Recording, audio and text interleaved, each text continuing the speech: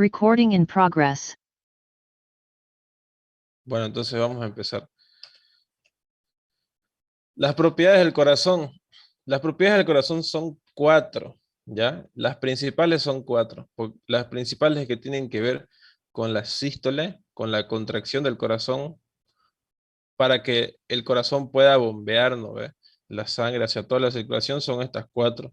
El vasmotropismo, cronotropismo, dromotropismo y el ionotropismo, ¿ya? Esto, más que todo, yo lo puse el año pasado porque me decía que el doctor Nogales preguntaba con estos nombres. Ya, pero simplemente son las propiedades del corazón con un nombre más, no me acuerdo por qué se utilizaba esta nomenclatura. Ya, pero sería bueno que ustedes también se lo sepan. Vasmotropismo, excitabilidad. Cronotropismo, automatismo que tiene el corazón. El corazón es capaz de autoestimularse, ¿no ve? Y también el corazón es automático. ¿Por qué es automático? Porque no requiere de inervación de cualquier nervio, ¿no ve? Él tiene su propio sistema de fibras de Purkinje mediante el cual genera sus propios potenciales de acción y se contrae, ¿no es? Sin necesidad de los nervios. Obviamente la actividad nerviosa aumenta o disminuye la actividad del corazón, pero eso ya es algo secundario. El dromotropismo, que es la conductibilidad, entonces es la capacidad de conducir estímulos eléctricos a través de todo el corazón. Y el ionotropismo es la capacidad de contracción que tiene el corazón. Y aquí hay una quinta que ya tiene que ver con el periodo de relajación, que es el lucitropismo, que es la relajación del corazón. Como saben, el corazón tiene dos funciones. Entre latido y latido, o sea, entre latido y latido del corazón, ¿no ve? ¿Qué es lo que va a pasar? Se divide en dos partes sus funciones.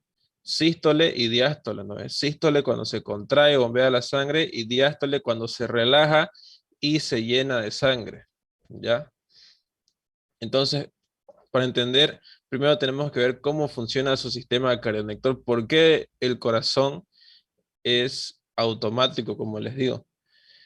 Porque el corazón tiene la capacidad de autoexcitación, ¿ya? Mediante sus fibras musculares especializadas, que es el sistema cardionector. ¿Qué es el sistema cardionector entonces? Son fibras musculares especializadas, nada más. Esto que ven de amarillo, ¿no es? Que tiene el aspecto de nervios, en realidad no son fibras nerviosas, son fibras musculares, pero que son especializadas.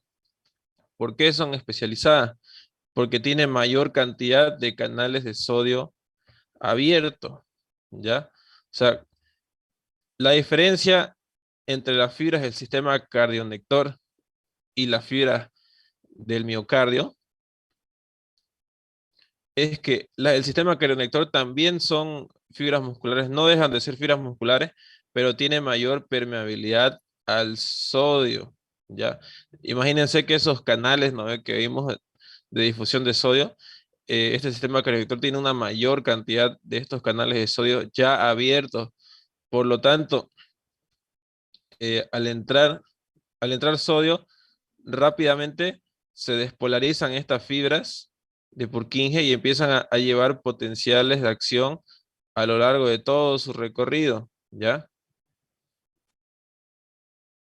Luego de contraerse las fibras del sistema cardionector y pasarle corriente, por así decirlo, al miocardio, recién se contrae el miocardio, ¿ya? O sea, primero se contraen las fibras del sistema cardionector y después recién el miocardio, después recién el músculo que tiene la capacidad contráctil, ¿ya?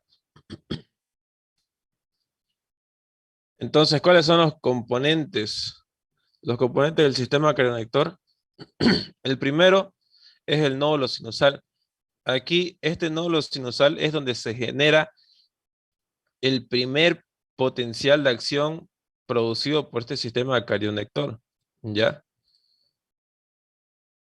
El nódulo sinusal es esta bolita, ¿no ve? Que podemos ver aquí, este engrosamiento que se encuentra a nivel de la vena cava superior, ¿no ve? Entonces, este nódulo sinusal va a producir potenciales de acción, ¿no ve? A un ritmo de 60 a 100 latidos por minuto, 60 a 100 latidos por minuto. ¿A qué es igual a esto? ¿A quién creen que es igual?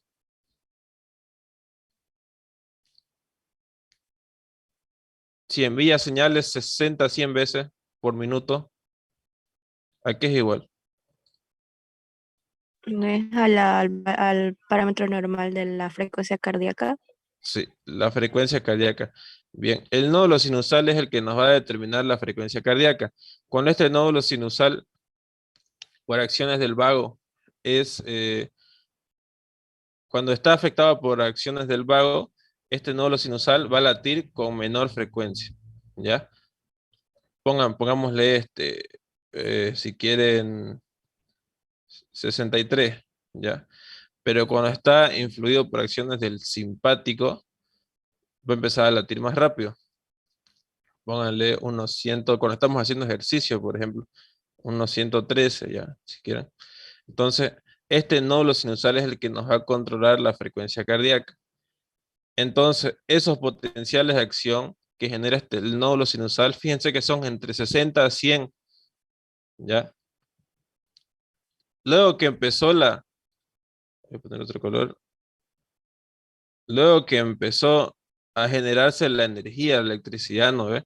En el nódulo sinusal, esa electricidad se empieza a propagar a lo largo de todo el sistema cardionector. Pero acuérdense que este es el punto principal, el punto de inicio. Por algo se le dice al nódulo sinusal como marcapasos del corazón, ¿no ve? Es el marcapasos del corazón. Luego esa electricidad viene por estas vías internodales, fíjense. Son tres vías internodales, ¿ya? La posterior, anterior y medial. Tienen otros nombres que son epónimos, o sea, con el nombre de los cardiólogos, supongo, de los investigadores que lo descubrieron. Eso también lo podemos buscar en internet. Internodal posterior, internodal anterior, internodal medio. ¿Ya? Y también hay este haz, fíjense, el haz de Bachmann, que va del nódulo sinusal a la aurícula izquierda. ¿Ya? Es el que se encarga de ayudar a que se despolarice la aurícula izquierda. ¿Ya? Entonces, estas vías internodales, ¿dónde van a confluir? ¿Dónde terminan? En el nódulo aurículo-ventricular de Achoftawara, ¿no?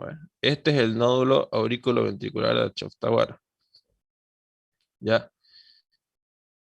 Luego de pasar por el nódulo aurículo-ventricular, se continúa con el haz de His, ¿ya? El haz de His o haz aurículo-ventricular, ¿ya? Luego de pasar por el haz de His, el impulso eléctrico va a lo largo de las ramas del haz de His. Hay una rama derecha y la otra que es izquierda, ¿no ve? Y luego de pasar por estas ramas izquierda y derecha de las de His, llegan a las fibras de Purkinje. Las fibras de Purkinje son estas fibras chiquitas que pueden ver, que ya están teniendo como más contacto y se están ramificando a lo largo de todo el miocardio, ¿ya? ¿Hasta aquí tienen alguna duda?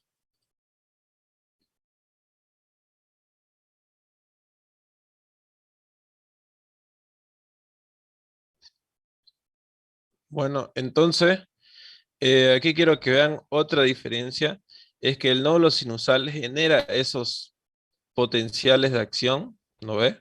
Entre 60 a 100. El nódulo auriculoventricular genera de 40 a 60. Fíjense que también en el nódulo auriculoventricular se pueden generar estos potenciales de acción, solamente que son a menor frecuencia, a menor velocidad, ¿ya? Y en las fibras de Purkinje también se pueden generar estos potenciales de acción entre 15 y 40 latidos por minuto, ¿ya? A ver, ¿qué pasa si esta persona supongamos que tiene Chagas, ¿ya? Y el Chagas destruye su nódulo sinusal. O sea, destruimos el marcapasos del corazón. ¿Quién sería el marcapasos del corazón en este caso? El nódulo auriculoventricular. Bien, el nodo auriculoventricular. Y tendríamos una frecuencia cardíaca normal, por así decirlo, porque es el único marcapasos que queda, entre 40 a 60 latidos por minuto. Con esto, la persona puede vivir con esta frecuencia cardíaca, ya puede vivir todavía.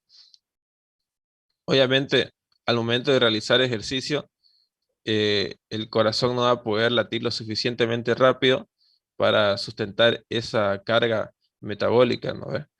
Entonces, pero cuando la persona está en reposo va a estar bien, ¿ya? Se puede vivir con esta frecuencia, pero si aquí fregamos o se daña el nódulo auriculoventricular, con esta frecuencia de las fibras de Purkinje ya no se puede vivir, ya esta no es compatible con la vida, es una frecuencia cardíaca demasiado baja, fíjense, de 15 a 40 latidos por minuto.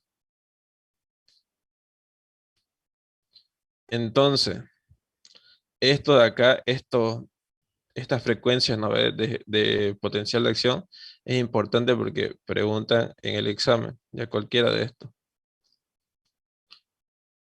Entonces, ya repasamos lo que sería la anatomía, por así decirlo, del sistema cardionector.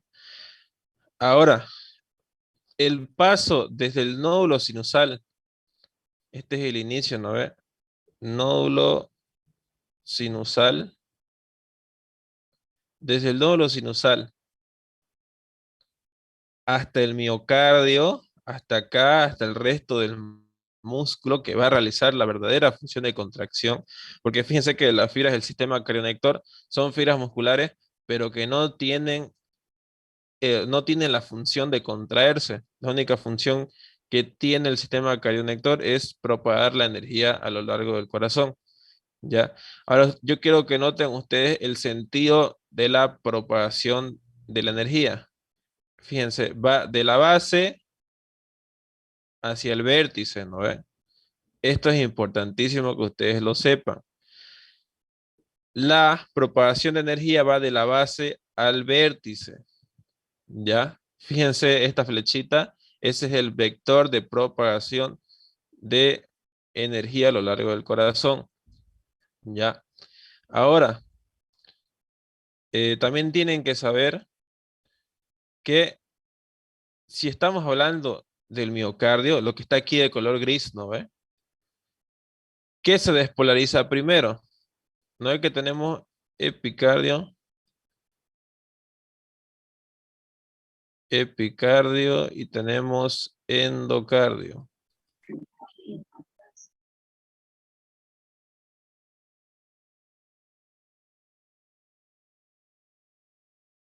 Epicardio es la capa más interna o más externa del miocardio. ¿Quién sabe?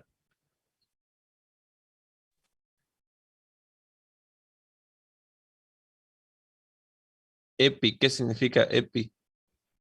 Más externo. Más externo. Y endocardio más profundo, ¿no ve?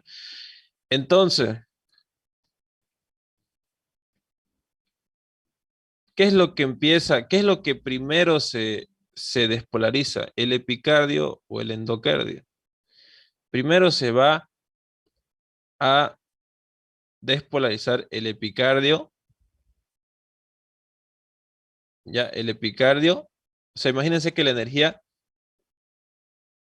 cuando sale del sistema cardionector, va hacia acá afuera, no ve, hacia el epicardio, y luego va hacia el endocardio. Ya tiene esta dirección.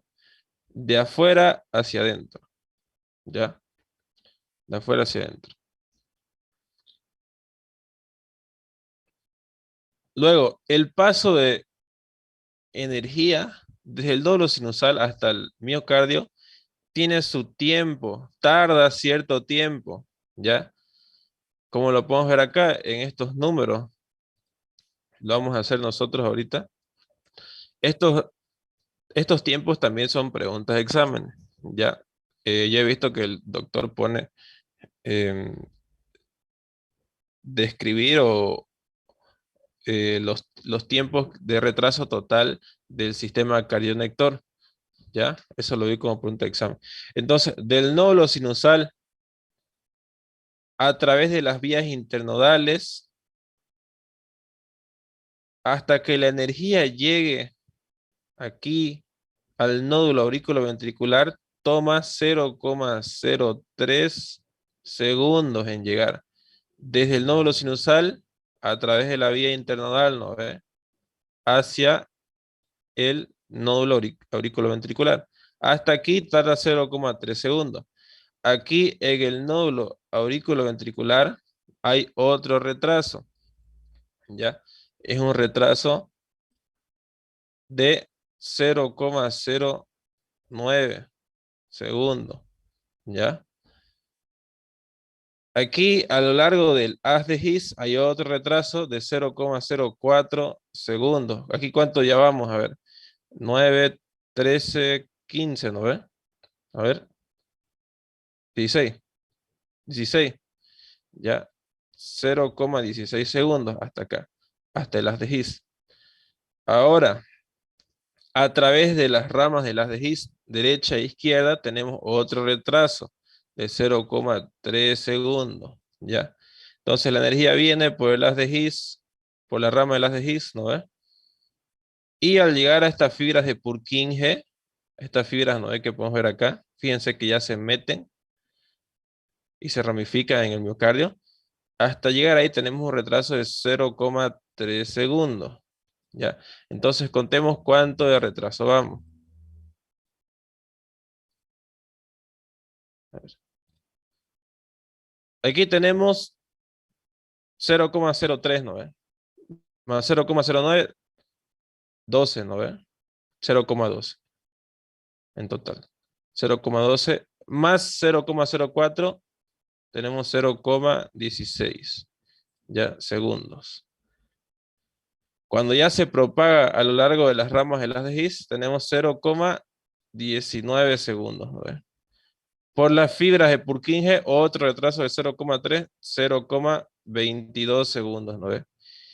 Y hasta que llegue de la fibra de Purkinje hasta el músculo cardíaco, hay otro retraso de 0,3. O sea, cuando ya toca lo que sería la parte del miocardio, la parte que tiene la capacidad de contraerse, ¿no? Hay otro retraso ya de 0,25 segundos.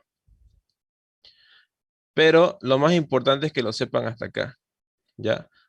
Hasta el último retraso que hay en las fibras de Purkinje, hasta 0,22 segundos. Hay una pregunta de examen: ¿cuánto tiempo toma en llegar los potenciales de acción del nódulo sinusal hasta el miocardio? ¿Ya? Ustedes ahí ponen hasta que llegue al miocardio 0,025 segundos. ¿Ya? Ahora, el doctor lo puede hacer pregunta de examen cualquiera de estas partes, porque yo lo he visto. ¿Ya? O sea, dice del nódulo sinusal al haz de His, ¿cuánto de tiempo tarda en llegar los potenciales eléctricos? Hasta el haz de His, ¿cuánto sería? Les pregunto, ¿cuánto es? De aquí el nódulo sinusal hasta el haz de His. 0,16 segundos. 0,16, ¿no? O les puede preguntar hasta pasar por las ramas de las de His también. Entonces, todas estas partecitas pueden ser preguntas de examen, ¿ya? Entonces, así es como cómo va a pasar la energía a lo largo del corazón, y cuánto demora en llegar a cada punto. Ahora, ustedes, ¿por qué creen? Vamos a ahorrar un poco. ¿Por qué creen que a este nivel hay un retraso tan extenso? Aquí, en lo que corresponde al nódulo auriculoventricular y a las de His. Fíjense que aquí un retraso de 0,9 y 0,04. ¿Cuánto de retraso hay aquí en total? 0,13, ¿no? Fíjense que es harto retraso, ¿no? ¿Por qué? ¿A qué se debe? ¿Por qué se les ocurre? A ver, piensa.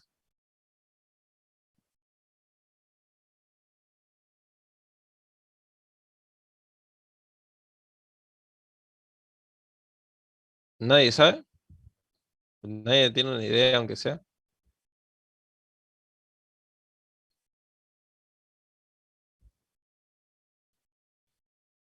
Para que le dé tiempo a las aurículas de contraerse. Bien, Mariana, eso.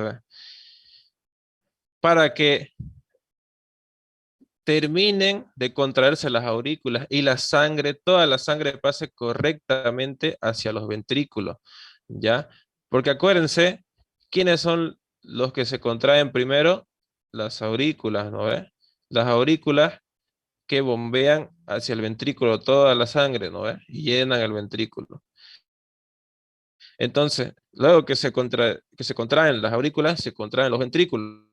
Entonces, para que se den cuenta de que el corazón tiene, por así decirlo, como, bueno, tiene un ritmo, ¿no ve?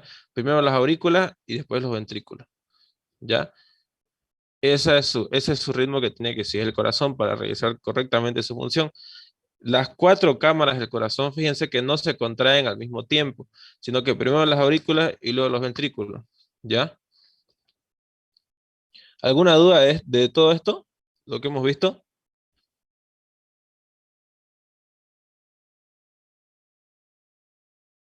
Otra pregunta de examen igual que eh, ¿cuál, ¿cuál es la última parte del corazón en terminar de contraerse? Lo último, el tabique ya. El doctor lo dijo en su clase de los del B1. El tabique ya. El tabique es lo último que se contrae. Bueno, entonces vamos a seguir. Esto de potenciales de acción ya lo vimos. El patrón de potencial de acción no ve que tiene el músculo cardíaco. El músculo cardíaco, no el sistema cardionector, ¿no ve? Aquí hay una diferencia, fíjense. Esto de color verde es la fibra muscular del músculo que se contrae, ¿no ve?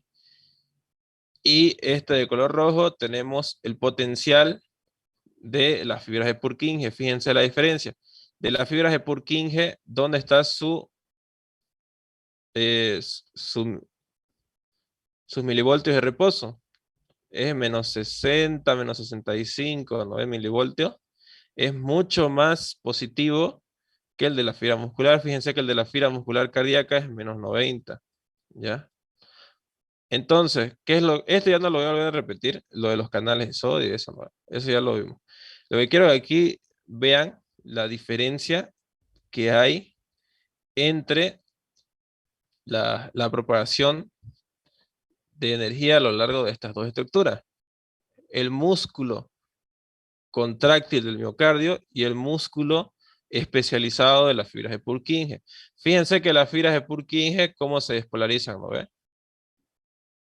¿Le ganan o no le ganan a las fibras del miocardio?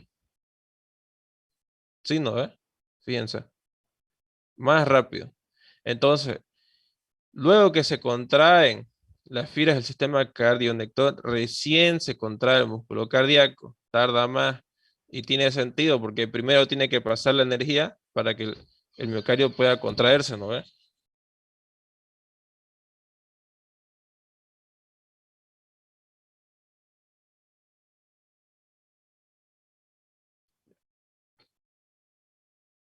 Ya, perdón, chicos.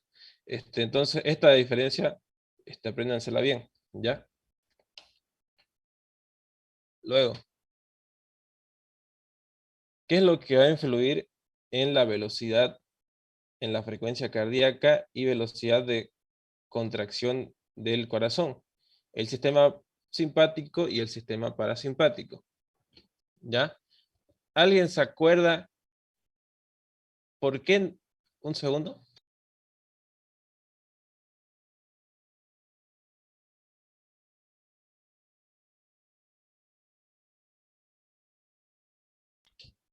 ¿Alguien se acuerda por qué paracraneal está controlada la función parasimpática que se produce en el corazón? ¿Qué par craneal? El parasimpático. El vago. El nervio vago, ¿no ve? O décimo par craneal.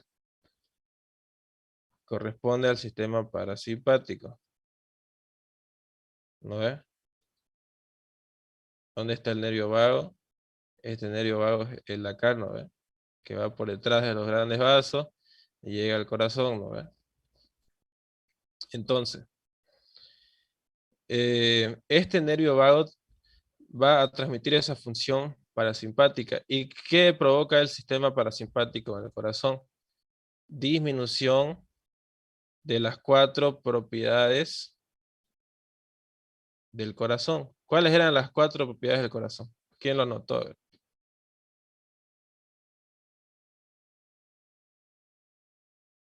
Vasmotropismo, cronotropismo, dromotropismo, ionotropismo. Y en otro prisma, ¿no ves? O automatismo, está la conductibilidad, excitabilidad y contractibilidad. ¿Ya? Y si disminuyen las 4 propiedades del corazón, disminuye la frecuencia cardíaca. ¿Ya?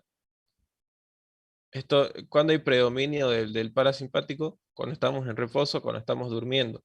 ¿Ya? Ahora, ¿qué pasa con el simpático?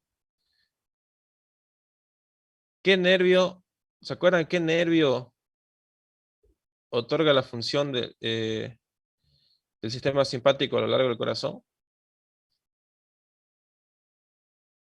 ¿Alguien se acuerda?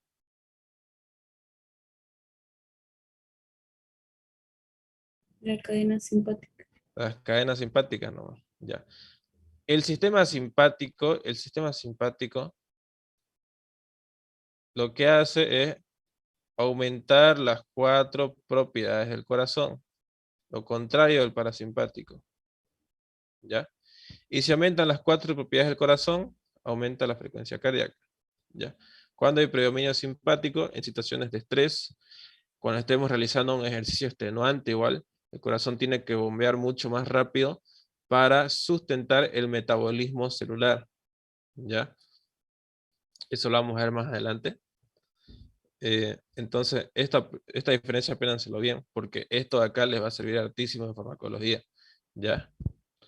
Ahora, hay una parte que no me gusta cómo está en el Guyton, de verdad, en el tema ese que ustedes no dieron examen, ¿no? En lo que es el sistema simpático y parasimpático, cuando hablan de los receptores del corazón, ¿ya? Yo siento que, no sé, que están hasta mal y todo, porque en mi año no lo entendí ya, yo recién lo entendí en tercero el año pasado con la doctora Daje, ¿ya?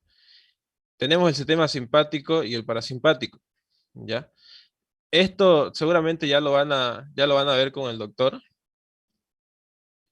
No sé si ya lo han visto. Tienen fibras preganglionares y fibras postganglionares. ¿Ya? ¿A qué se refiere con fibras pre y postganglionares? Este es el ganglio periférico, ¿no? El ganglio periférico. Entonces las fibras que están por detrás del ganglio periférico son preganglionares. Y las fibras que están después del ganglio periférico son fibras postganglionares. ¿No ve? Entonces, fíjense que esto es el sistema nervioso central, ¿ya? El sistema nervioso central. El parasimpático, acuérdense que es el nervio vago, ¿no ve? El nervio vago que tiene sus centros, sus núcleos, ¿no ve? Aproximadamente a nivel entre el bulbo y el puente, ¿no ve? Y el simpático que es controlado por la cadena simpática. Lo que pasa es que a nivel del sistema nervioso central, ustedes capaz ya lo vieron en neuroanatomía, no sé si se acuerdan, está el centro cardiorregulador, ¿no ve? El centro cardiorregulador que tiene 2 partes, una parte parasimpática y otra parte simpática. La parte parasimpática disminuye la actividad del corazón y la simpática aumenta la actividad del corazón, ¿no ve? Entonces, chicos, ya se va a acabar, voy a mandar otro link y seguimos. Recording stopped. Los dos sistemas necesitan de la acetilcolina, ¿no ve? Para transmitir sus impulsos nerviosos. ya en lo que corresponde a las fibras preganglionares. Aquí sí necesitan de acetilcolina. El parasimpático solo utiliza acetilcolina, como pueden ver, ¿no ve? Solo utiliza acetilcolina. Y fíjense que el parasimpático actúa sobre los receptores muscarínicos, ¿ya? Receptores muscarínicos. Esa es pregunta de examen. El parasimpático actúa sobre los receptores muscarínicos, ¿ya? Y nicotínicos, fíjense. Nicotínicos y muscarínicos. Ya esto no los quiero marear mucho todavía. Eso lo van a dar mejor con el doctor. Y el sistema simpático también tiene sus receptores nicotínicos a nivel preganglionar, pero a nivel postganglionar, el sistema simpático actúa en los receptores alfa y beta, ¿ya? ¿Cuáles son los que hay en el corazón? Esta es pregunta de examen. Los beta 1, ¿ya? Receptores alfa no hay en el corazón, ¿ya? Esto es en los vasos sanguíneos, el alfa. En cambio, en el corazón predomina los receptores beta, ¿ya? Beta 1 y muscarínicos, entonces acuérdense. Esto ya lo vimos. Y ¿para qué este espacio? ¿Para qué era este espacio? A ver, esperen un rato. Esto era para algo, esta pantalla. No era por nada.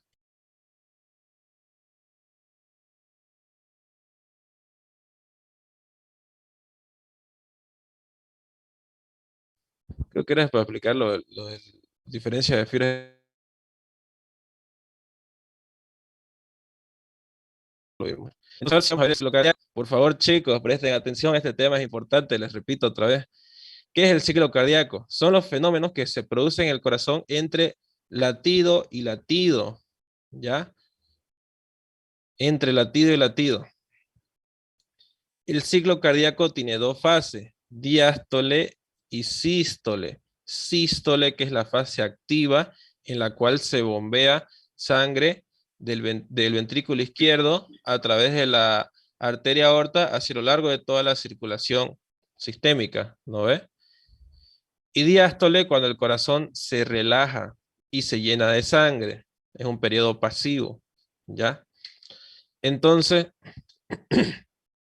vamos a empezar primero con la diástole, cómo el corazón se va a llenar para poder después eyectar su sangre, ¿ya? La diástole ventricular se divide en 3 tercios. Primer tercio, segundo tercio y tercer tercio. Cualquiera de estos tercios, el doctor les puede preguntar, excepto el segundo, que no es tan importante, ¿ya? Sobre todo el primero y el tercero, ¿ya? ¿Qué es lo que pasa en el primer tercio? En el primer tercio, a ver, color verde. En el primer tercio, la sangre corre de las venas cavas, ¿no ve? ¿Cuántas venas cavas tenemos?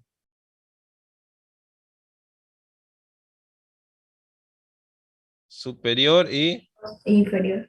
inferior, que no se ve, que está a este nivel, ¿ya? Las dos venas cavas, inferior y superior, desembocan en la aurícula derecha, ¿no ve? Eso ya lo saben. Entonces, la sangre entra y esta aurícula se llena de sangre, ¿ya? De sangre venosa, sangre desoxigenada. Lo mismo pasa en la aurícula izquierda. Las venas pulmonares, que son 4, ¿no ve? Llenan de sangre la aurícula izquierda. Entonces, fíjense que aquí las aurículas están llenitas de sangre, ¿no ve? Entonces, la presión en las dos aurículas empieza a aumentar, ¿ya? Si no me equivoco, a ver, en la aurícula izquierda, la presión de 4 sube a 7 milímetros de mercurio, ¿ya? Ya sepa qué era el cuadro blanco. Ahorita vamos a ver eso. Y en la aurícula derecha es mucha más baja la presión. Creo que es 2. De 2 sube a 6, ya, algo así. Esto del valor de las presiones no es tan importante. Lo que quiero que vean es lo que ocurre, ¿ya? Entonces, estas aurículas se empiezan a llenar de sangre y su presión empieza a aumentar. Hay aumento de la presión auricular, de las dos aurículas. Y ese aumento de presión acá arriba, ¿qué es lo que va a provocar? Provoca que se abran las válvulas auriculoventriculares. Ya fíjense que aquí las válvulas auriculoventriculares se abrieron. Aumentó tanto la presión que se abrieron, ¿ya? Se abren las válvulas auriculoventriculares. Entonces, ¿qué es lo que pasa si aumenta la presión y se abren las válvulas auriculoventriculares? Empieza a entrar toda la sangre, ¿no? Rápidamente, toda esa sangre acumulada empieza a entrar. Y el ventrículo se empieza a llenar de sangre, ¿ya? Fíjense que en el primer tercio, esta es pregunta de examen, por eso lo puse rojo, entra 80% de sangre hacia el ventrículo. 80%. Periodo de llenado rápido. Periodo de llenado rápido, anótenlo. ¿Ya? En el segundo tercio, que es la fase menos importante, lo único que podemos decir es que fluye sangre residual. ¿Qué es sangre residual?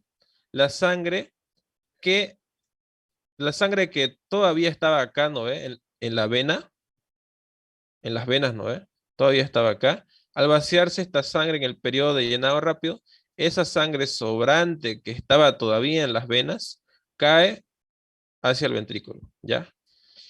Y el tercer tercio o sístole, fíjense esto, sístole auricular, sístole de las aurículas se contraen en el tercer tercio, ¿ya? Aumentan mucho más su presión. La presión en las aurículas llega hasta 10 milímetros de mercurio. Fíjense, aumentó mucho más la presión, ¿no ve? Entonces, voy a poner otro color. Entonces, el resto de sangre que faltaba por llegar al ventrículo, por la contracción, imagínense que acá las aurículas se contraen, ¿ya? Se contraen, cae el resto de sangre, el 20% restante, ¿ya? 20% restante de la sangre. Entonces, fíjense, del primer tercio, periodo de llenado rápido, se drena hacia los ventrículos 80% de la sangre, ¿no ve? Rápidamente. Y en el tercer tercio, el 20% que faltaba mediante la contracción auricular, ¿ya? ¿Tienen alguna duda hasta aquí?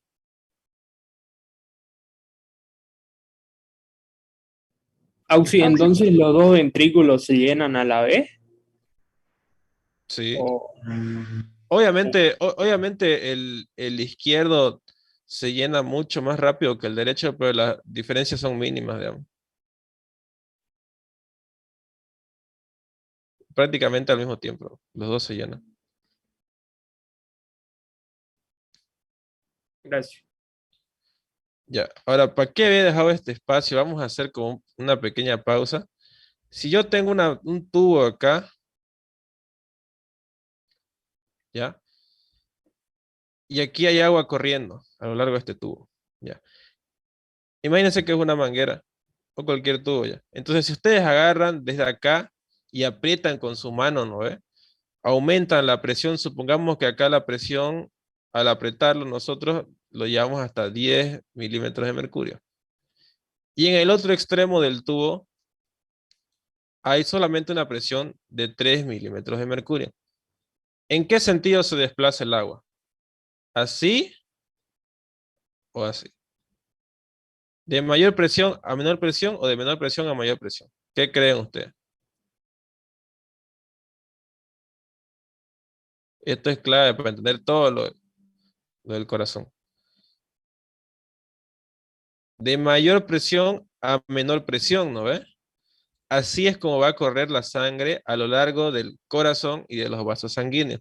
Ustedes tienen que entender que todos estos fenómenos en el corazón, que vamos a verlo hoy día, y cuando ustedes lean su libro en lo que es el sistema circulatorio, todo es un juego de presiones. Si ustedes entienden esto, se les va a hacer muy fácil a la hora de que ustedes lo estudien, incluso de que ustedes practiquen sin ver, digamos. Practiquen en su pizarra o en su cuaderno sin ver, digamos. Les va a servir para su razonamiento, ¿ya? Por ejemplo, a mí en fisiopatología me sirvió hartísimo porque Ya les voy adelantando un poquito. Supongamos que esta es una válvula auriculoventricular. Hay una patología que se llama estenosis de las válvulas. O sea, esta válvula se fibrosa y el orificio auriculoventricular se disminuye. ¿No ve? Disminuye. Entonces, aquí tenemos la aurícula y aquí tenemos el ventrículo. ¿Qué es lo que pasa? La aurícula tiene que contraerse con mucha más fuerza, aumentar su presión mayor a 10 milímetros de mercurio para poder hacer que la sangre fluya hacia el ventrículo. ¿Ya? Entonces aquí uno piensa, ya entonces, por ejemplo, ¿qué pasa si la válvula auriculoventricular está fibrosada? Por lo tanto, la aurícula tiene que aumentar más su presión para poder bombear la sangre hacia el ventrículo. Listo, ese razonamiento ustedes pueden sacar cosas así, digamos, que le pueden facilitar mucho de aquí para adelante. Este juego de presiones, donde hay mayor presión, va a correr la sangre en ese sentido hacia el de menor presión. ¿Ya? ¿Se entendió? ¿No veo? ¿Tienen alguna duda?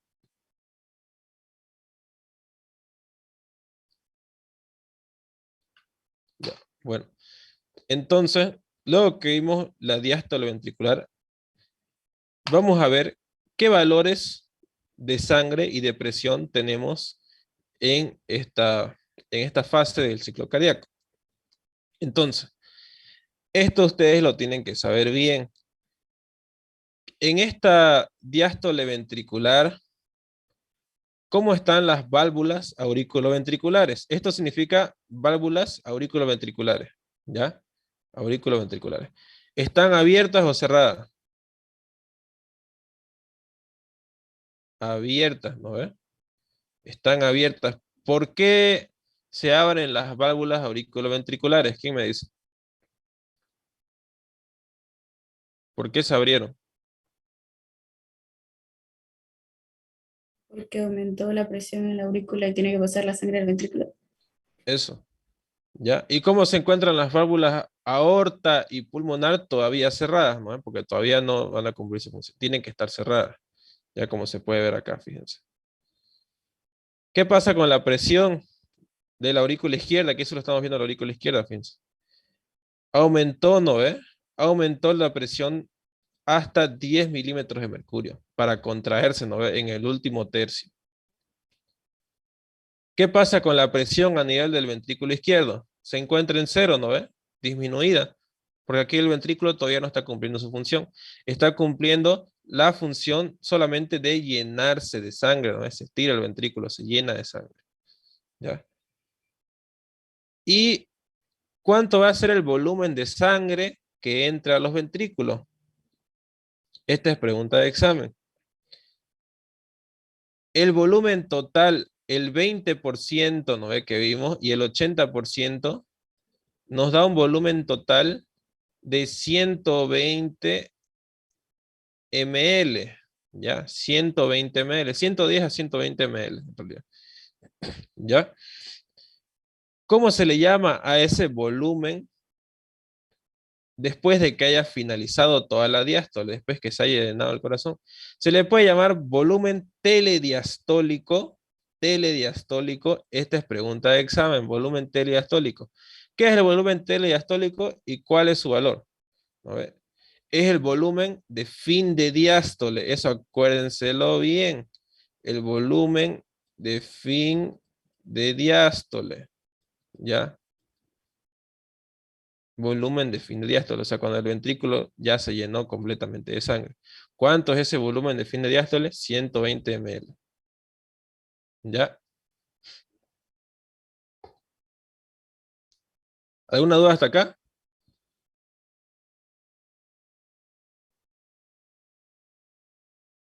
Estos valores y las válvulas auriculoventriculares, el estado de las válvulas, tienen que sabérselos bien, ¿ya?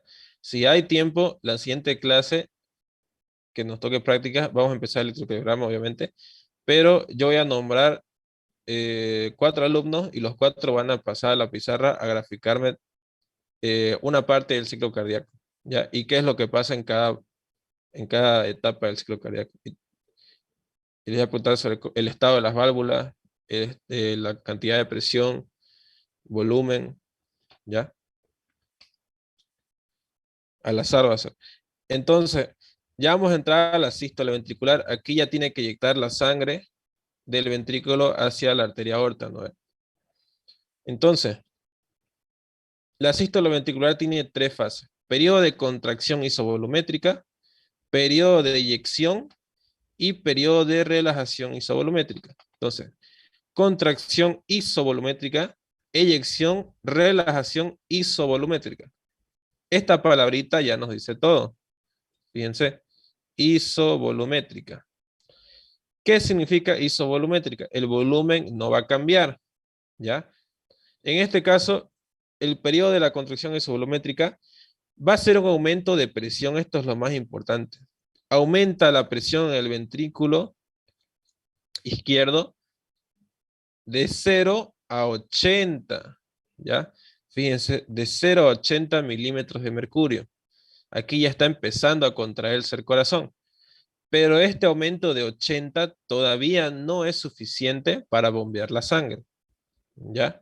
Pero ayuda y predispone a que luego se bombee la sangre. El aumento de la presión del ventrículo derecho es de 0 a 8. Fíjense que el ventrículo derecho no necesita mucha presión, ¿ya? De 0 a 8. Entonces aquí, imagínense este corazón que está contrayéndose, no está como arrugado, está listo para contraerse. Bueno, ya se está contrayendo, ¿no? Pero no es suficiente todavía la presión. Se está contrayendo y está aumentando la presión en el ventrículo, ¿ya? ¿Y qué va a hacer qué va a provocar este aumento de presión? Va a cerrar estas válvulas auriculoventriculares, ¿ya? Estas válvulas auriculoventriculares que estaban abiertas, como aumenta la presión en el ventrículo, se van a cerrar. Se cierran las válvulas auriculoventriculares, ¿ya?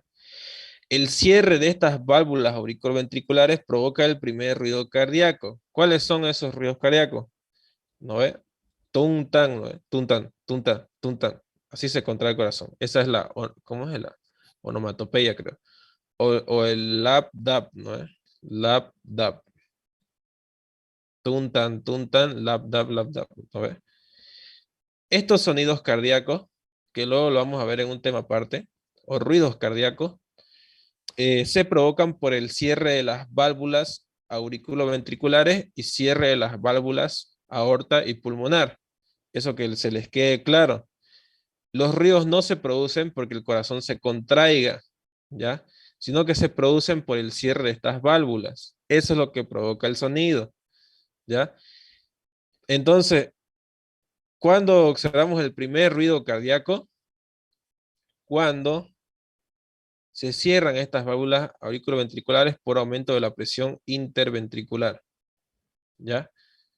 Entonces se cierran para que no haya reflujo, para que la sangre, al haber aumento de presión aquí, para que la sangre no vaya de vuelta hacia las aurículas, ¿ya? ¿Alguna duda hasta acá?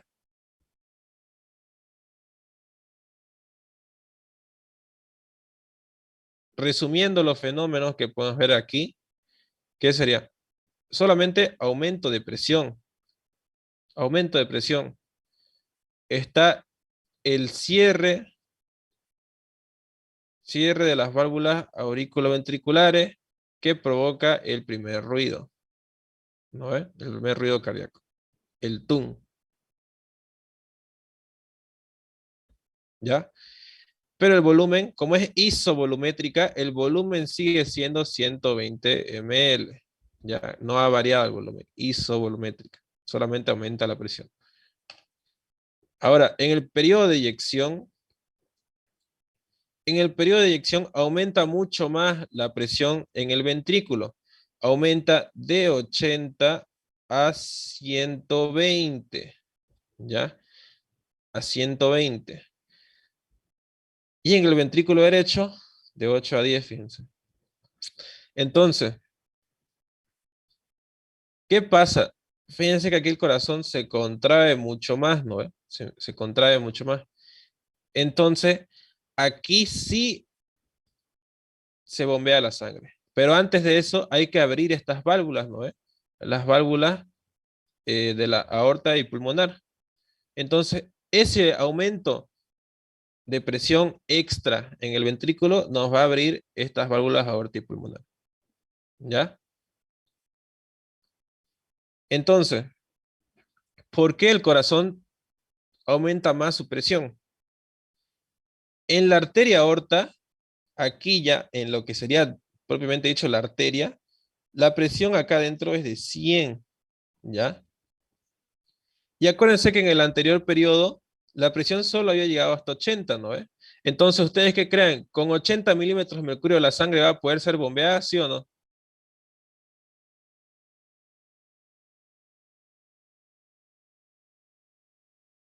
Les pregunto, ¿qué creen ustedes?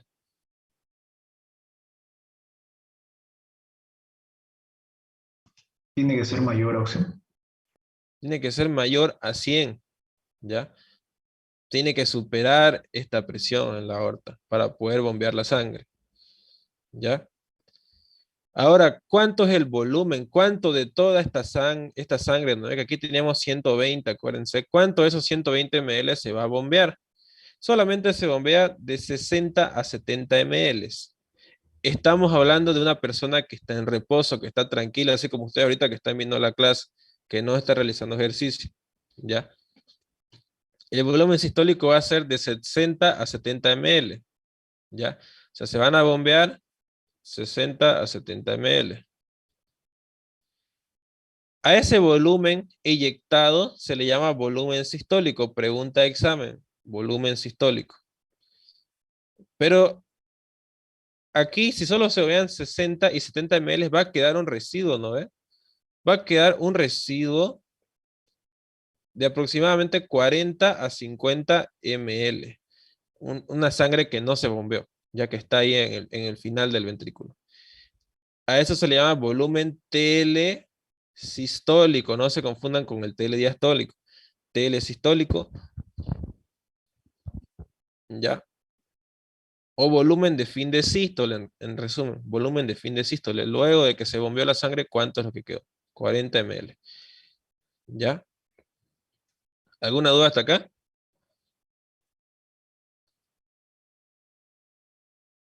¿Qué es lo que podemos ver acá en resumen? Aumento mucho más de la presión y eyección de 60 a 70 ml, ¿no es? Esto es lo que ustedes tienen que hacer ya en su mente. También podemos ver que las válvulas auriculoventriculares se abren. Abertura de las válvulas auriculoventriculares, ¿no es? Pero acuérdense que ¿quiénes son las que abren las válvulas? El aumento de presión en los ventrículos o en las aurículas, ¿ya? Imagínense que acá se llena el líquido y esa presión hace que se abran las válvulas aorta y pulmonar. Por último, la última parte de la sístole ventricular es el periodo de relajación isovolumétrica, ¿ya? Fíjense, relajación, aquí la presión ya va a empezar a disminuir mucho más. Isovolumétrica, el volumen no va a cambiar. Los nombres ya nos dicen todo. Entonces, aquí va a haber una disminución ventricular de 120, va a volver a 0, va a volver a reposo, ¿ya? Los ventrículos van a volver a sus presiones de 0. Y la presión en la arteria aorta va a disminuir, ¿ya? Hasta su reposo, que son de 100 a 80, ¿ya? De 100 a 80. Y fíjense que la disminución de presión en el ventrículo, como aquí ya disminuyó la presión, ¿qué es lo que pasa con las válvulas aorta y pulmonar? Se cierran, nuevamente se cierran, ¿ya? Se vuelven a cerrar. Porque acá en el ventrículo disminuyó la presión, pero acuérdense que la aorta sigue teniendo su presión de 80 a 100. Entonces, este no es aumento, ¿no? Sino que esta presión de la aorta empuja las válvulas, las válvulas aórticas hacia el ventrículo y la cierra, ¿ya? La cierra. Entonces, este cierre de las válvulas aorta y pulmonar nos da el segundo ruido, ¿ya? No tenemos tunta, tunta, ¿no? Tunta. Entonces aquí nos haría el ta, ¿ya? Luego vamos a ver más a detalle estos ruidos en otra clase. Pero como es un periodo de relajación en el cual disminuye la presión, pero es isovolumétrico, nos mantenemos con el volumen telesistólico, que son 40 ml.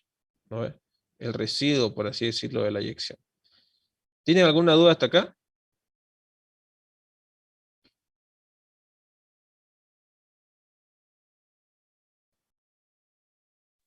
Sí, disculpe, entonces, ¿este ciclo cardíaco tiene, digamos, un tiempo establecido de cuánto dura de un latido hasta el próximo latido? El ciclo cardíaco dura aproximadamente 0.83 segundos.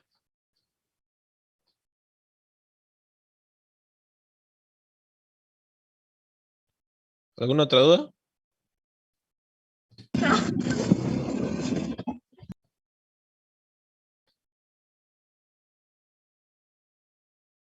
Bueno, entonces, aquí vamos a ver estos volúmenes otra vez. Volumen telediastólico. Estas son preguntas de exámenes. ¿Ya? ¿Cuánto era el volumen telediastólico? 120, ¿no? El volumen sistólico, 60 a 70 ml, ¿no? El volumen telesistólico, el residuo, ¿no? De 40 a 50 ml. Ya esto de acá se los pongo aparte porque son preguntas de exámenes y ustedes tienen que dominar estos volúmenes. ¿Ya? También el por qué se produce el primer ruido, el segundo ruido, igual. Chicos, de verdad este tema es demasiado importante. Te lo tienen que saber bien todo. ¿Ya? Ahora vamos a ver, vamos a interpretar este diagrama. ¿Ya? Lo último que vamos a hacer es el diagrama de Wiggers. Yo he visto un modelo de examen donde pedía, y me han dicho igual que a veces en prácticas el doctor pide que le expliquen todo el ciclo cardíaco con este diagrama, el diagrama de Wiggers. ¿Ya? No me acuerdo si era pregunta práctica o teórica, pero lo vi en una hoja. ¿Ya? Entonces, para entender este diagrama, es lo mismo que el ciclo cardíaco que acabamos de hablar, solamente que representado con líneas y en una gráfica. Ya es lo mismo. Lo único que nos faltaría acá es la parte de electrocardiograma. El electrocardiograma va a tener su propia clase, ¿ya? La siguiente clase va a ser de electrocardiograma. Pero por ahora, a grosso modo, vamos, para que entiendan el diagrama de Wiggers, es necesario explicar un poco de electrocardiograma. Entonces, electrocardiograma es la representación de la actividad eléctrica sobre el miocardio. O sea, es la contracción y relajación del miocardio. Estamos viendo el miocardio, no las fibras de Purkinje, el miocardio. ¿Ya?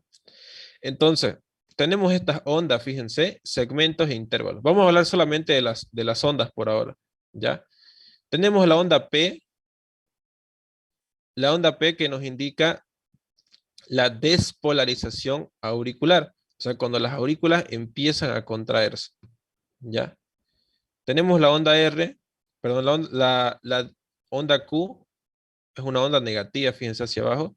Esta onda Q, la onda R y la onda S nos forma el complejo QRS. Este complejo QRS abarca todo lo que sería la contracción del ventrículo, empieza a contraerse el ventrículo. Y la onda T es la repolarización del ventrículo, cuando ya vuelve a su reposo. ¿Ya? Entonces, fíjense que el periodo auricular solamente es esta partecita. Y el periodo ventricular es hasta acá, hasta el final de la onda T. ¿Ya? Eso a grosso modo. ¿Tienen alguna duda?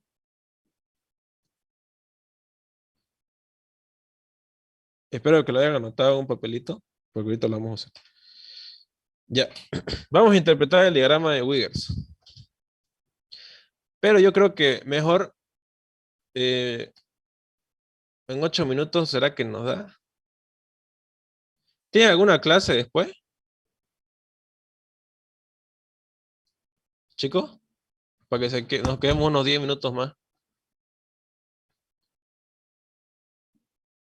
No, Ausi. Quedémonos, Ausi, no hay nada. No hay nada, Ya, Auxi. ya entonces yo voy a mandar otro link, entra al mismo link ya, porque no quiero que se corte a mitad de la explicación, porque eso tienen que saberlo de una porque es todo un proceso, ¿ya? Entonces rápidamente entren al mismo link. Recording stop.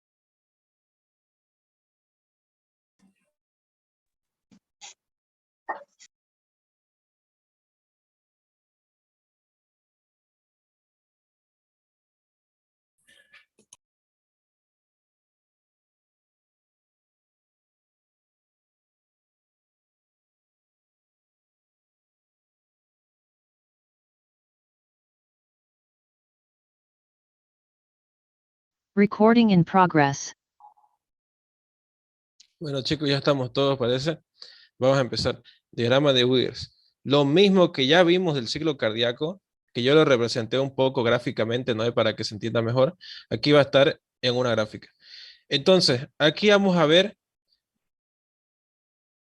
desde una sístole, desde sístole a sístole, ¿ya? Desde sístole a sístole, ¿ya? Estas montañitas que ven, ¿no ve? Eso prácticamente es la sístole, ¿ya? Sístole a sístole, aquí está, sístole a sístole, fíjense. ¿Dónde termina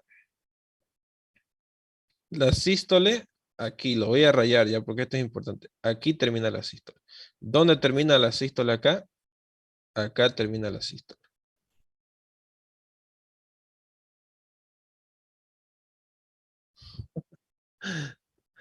¿Ya? Entonces,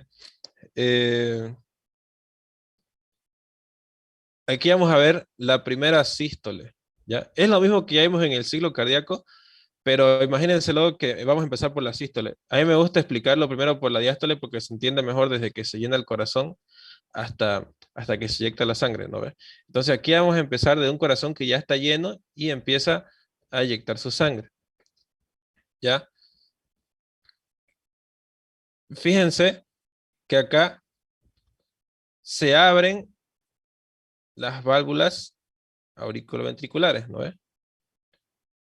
¿Qué nos indica esta línea roja? Presión, ¿ya? Presión, fíjense aquí tenemos esta tabla que nos indica la presión, ¿ya? La línea roja es presión, la línea azul es volumen, aquí lo vamos a poner volumen, esta es presión, la línea de color, la línea de color amarilla es electrocardiograma, que ya les expliqué rápidamente ahorita, ¿no? Y esta línea de color naranja es el fonocardiograma, donde vamos a oír los ruidos, ¿ya? Entonces, vamos a ver primero presión, luego volumen, electrocardiograma y luego fonocardiograma. Vamos a ir así en orden, ¿ya? De arriba abajo. Entonces, aquí se abren las válvulas, las válvulas aórticas y pulmonares están cerradas para que no haya reflujo, ¿no ve? Entonces, fíjense que la presión aumenta en el periodo de contracción isovolumétrica. Fíjense, aquí nos marca ya el nombre del periodo en el ciclo cardíaco. ¿Qué es lo que pasa en el periodo de contracción isovolumétrica? La presión sube hasta 80, ¿no ve? Hasta 80 milímetros de mercurio. ¿No ve? Y fíjense que acá el volumen en el periodo de contracción isovolumétrica ya está en 120, ¿no? Ya está totalmente cargado el ventrículo listo para eyectar su sangre. ¿Y qué vemos en el electrocardiograma? Aquí tenemos la onda P, ¿no ve? Que no nos interesa ahorita. Tenemos el complejo QRS. ¿De qué se encarga? ¿Qué nos mostraba el complejo QRS? ¿Quién lo notó? Contracción del ventrículo. Contracción del ventrículo, ¿no ve? Bien. Entonces, como acá aumenta la presión en el periodo de contracción isovolumétrica, se cierran las válvulas auriculoventriculares y eso nos provoca el primer ruido. Fíjense acá, tenemos el primer ruido, que tiene un tono más grave y tiene mayor duración que el segundo, fíjense. Ya, aquí está representado en las líneas del fonocardiograma. Fíjense, ya es lo mismo. Esto tienen que entenderlo fácilmente si saben lo otro que ya les expliqué. Luego del periodo de contracción isovolumétrica viene el periodo de eyección, ¿no ve? ¿Qué es lo que pasa en el periodo de eyección? Vamos a empezar por la presión. La presión aumenta de 80 a más de 100. Fíjense, 120. Tiene que pasar los 100 milímetros de mercurio para que la sangre pueda eyectarse. Porque la presión en la aorta es de 80 a 100, ¿no ve? Entonces, para que la sangre se eyecte, tiene que sobrepasar esos 100. Entonces, aquí la sangre ya se está eyectando.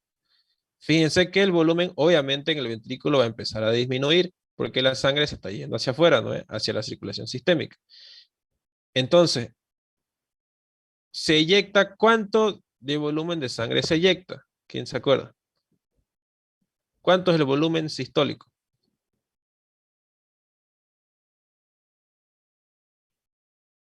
60-70, ¿no? Aquí inyectamos 60-70 ml. ¿Y cuánto nos va a quedar de residuo? ¿Cuánto va a ser el volumen telesistólico? Fíjense, aquí tenemos 40, ¿no? 40-50, ¿ya? Fíjense aquí la línea azul, ¿no ve? Cómo empieza a disminuir hasta llegar a 40 o 50 ml.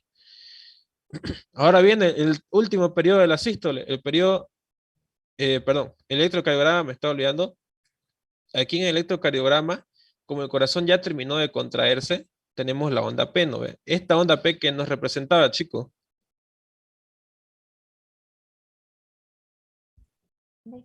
Contracción auricular. Perdón, esta es la T. Despolarización.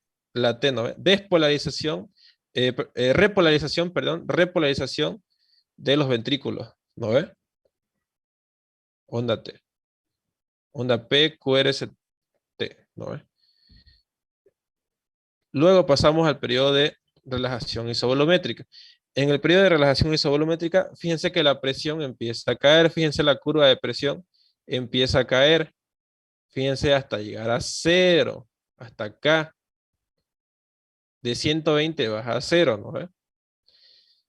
Entonces, si disminuye la presión en el ventrículo, mientras disminuye la presión en el ventrículo, aumenta la sangre. Acuérdense que tenemos la aurícula, ¿no ve? Y el ventrículo. Cuando disminuye la presión en los ventrículos, la aurícula ya se está llenando de sangre, ¿no ve? Entonces, la aurícula aumenta su presión. Por lo tanto, al aumentar la presión en las aurículas, se abren las válvulas aorta y pulmonar, ¿no ve?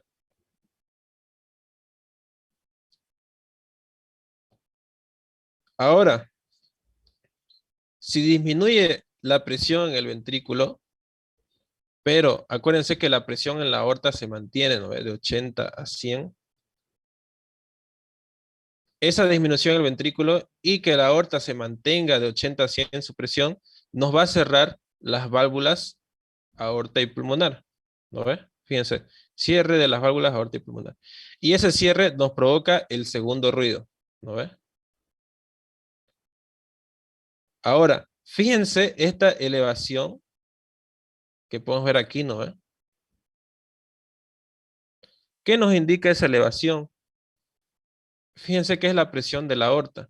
La presión de la aorta. ¿Qué es lo que pasa acá? Es que la aorta, tenemos la aorta, tenemos el ventrículo, ¿no ve? ¿Qué es lo que pasa con la sangre? La sangre sale primero, ¿no ve? En el periodo de eyección. Luego que disminuye la presión en el ventrículo, estas válvulas se cierran y la sangre vuelve. Siempre hay un pequeño reflujo, ¿ya? Y ese reflujo choca con las válvulas cerradas, ¿ya? Y ese choque, fíjense que nos hace esta pequeña muesca, ¿ya? Luego, fíjense que ya terminamos todo lo que sería la sístole en el diagrama de Wiggers. Y continuamos con la diástole, o sea que el corazón tiene que volver a llenarse. Entonces, el periodo de llenado rápido. El periodo de llenado rápido es cuando las válvulas auriculoventriculares están abiertas, ¿no ves? Aumenta la presión en las aurículas y empieza a entrar la sangre de las venas cavas y de las venas pulmonares. Entonces el volumen de sangre empieza a elevarse de los 40 que sobraron otra vez a 120, ¿no ves? Pero acuérdense que primero en el periodo de llenado rápido solamente se llena un 80%, ¿no ves? Un 80%. Y fíjense que acá en el segundo, este es primer tercio, segundo tercio, tercer tercio de la diástole, ¿no ves? Lo que ya vimos. En el segundo tercio, ¿qué es lo que pasaba?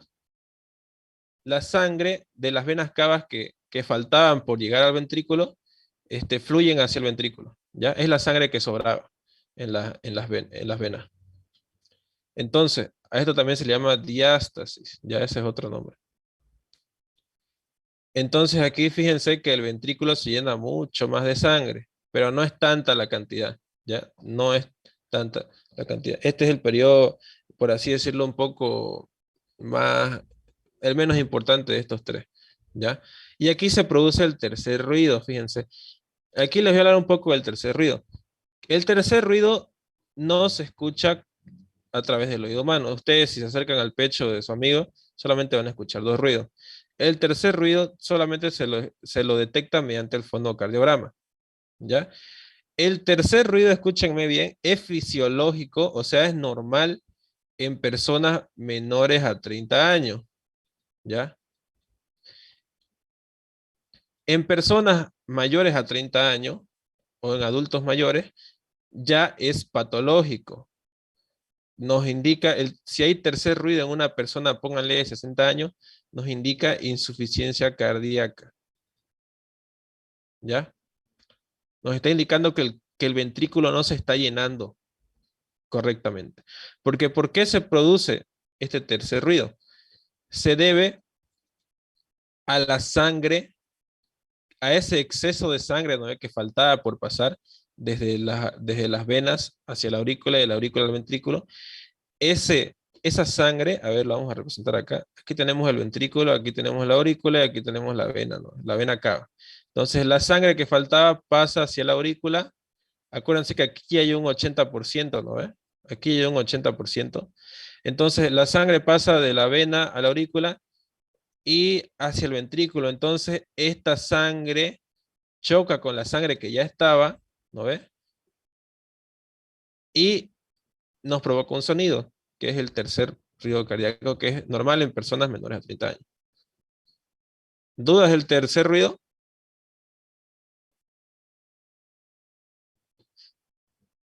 Ya. Entonces, luego tenemos el periodo de contracción auricular o sístole auricular. ¿No ve? Cuando la aurícula empieza a contraerse, fíjense que nos forma esta onda A. ¿Qué nos indica la onda A? El aumento de presión en la aurícula al momento de su contracción, ¿ya? Esto nos indica aumento de presión en la aurícula izquierda, la vamos a poner, ¿ya? Entonces aumenta la presión y nos forma esta onda A en el diagrama de Wiggers.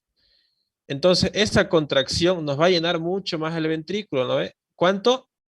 12%, 13%, ¿cuánto por ciento era lo que faltaba? 20%, ¿no ve? ¿Y cómo se va a representar en el electrocardiograma? La onda P, ¿qué nos indicaba? Despolarización. Es contracción de las aurículas, ¿no ve? Entonces así está representada en el electrocardiograma. Ahora, ahí terminamos el periodo de la diástole, ¿no ve? Fíjense que el volumen ya llegó a su tope. ¿Cuánto es el tope? 120 ml, ¿no ve? Que ya está lleno otra vez el ventrículo. Ahora, ¿qué es lo que pasa si el corazón está lleno? Empieza otra vez el periodo de sístole, ¿no ves? Que es prácticamente lo que ya les expliqué en esta parte, es lo mismo. ¿Tienen alguna duda?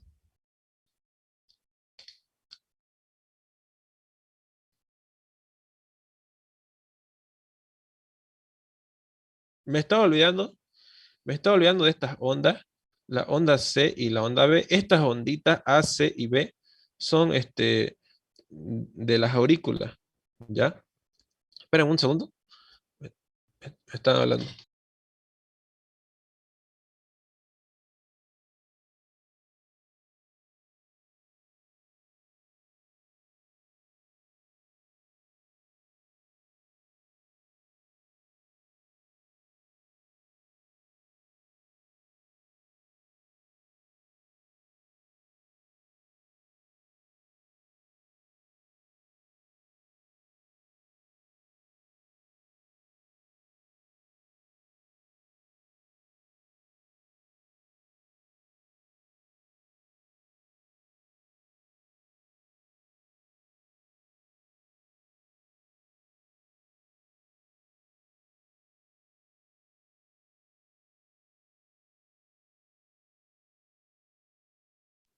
Más tarde tengo, bueno, ahorita ya tengo prácticas con los bioquímicos, igual. Ya, vamos a terminar, esto es lo último. Entonces, esta onda C nos representa el flujo retrógrado, ¿ya?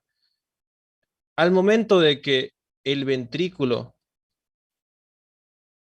aumenta su presión, ¿no ve? Y está contrayéndose, obviamente la sangre va a haber un poco de reflujo hacia la aurícula, ¿ya? Pero acuérdense que ese reflujo no se va a lograr porque las válvulas auriculoventriculares están cerradas, ¿no ve?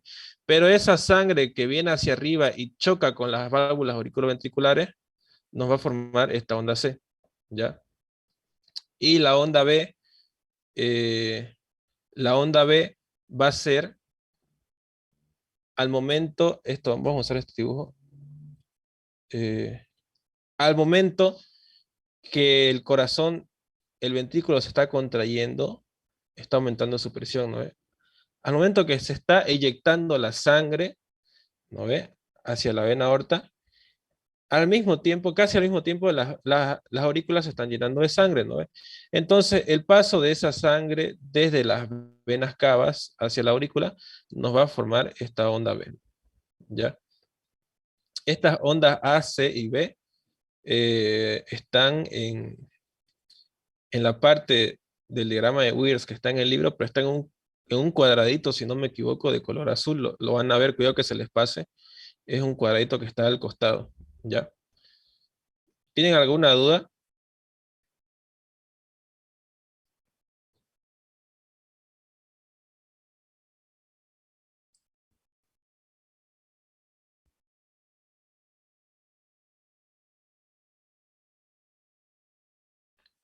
Ya. Entonces, esto ustedes tienen que hacerlo solitos, ya practicar y practicar porque, para que no se les olvide aprender a interpretar todo y todo esto, ¿ya? Y por último, la ley de Lis, de Frank Starling, perdón. Me estaba confundiendo con otra ley. La ley de Frank Starling es la capacidad intrínseca que tiene el corazón para permitir la entrada de mayor volumen hacia los ventrículos y por lo tanto, si entra mayor volumen de sangre a los ventrículos, el corazón tiene que hacer mucha más fuerza para bombear más sangre, ¿no ve? Hacia toda la circulación. Esa es la ley de Frank Starling. Fíjense que aquí está un corazón normal, ¿no ve? Un corazón normal, fíjense la función que tiene. Fíjense que su precarga es, su precarga pues hasta 120 ml, ¿no? Y su volumen sistólico es hasta 70 ml. Pero ¿qué pasa si una persona está haciendo ejercicio? Sus células empiezan a pedir más sangre.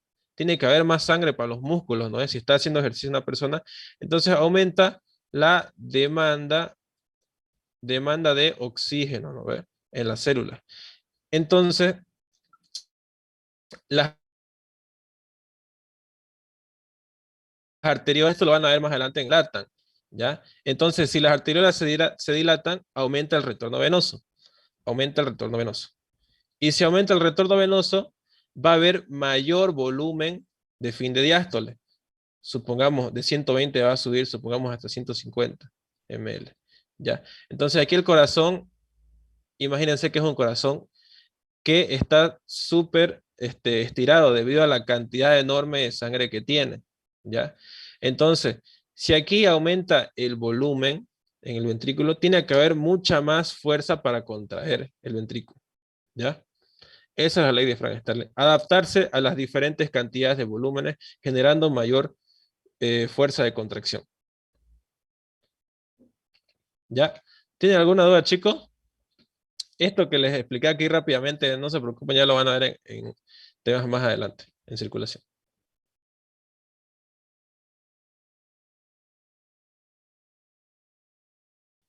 Bueno, chicos, si no hay más dudas, nos vemos la siguiente semana. Acuérdense que voy a hacer pasar a 4 estudiantes al azar a que grafiquen el ciclo cardíaco. Tengo que irme porque tengo con la bioquímica. Auxi, le va a subir la clase, ¿no? Sí, la voy a subir. La lista ya ni modo, no me da tiempo ya. Chao, chicos, se cuidan. Hasta el jueves, Auxi. Gracias, Auxi. Hasta luego. Recording stopped.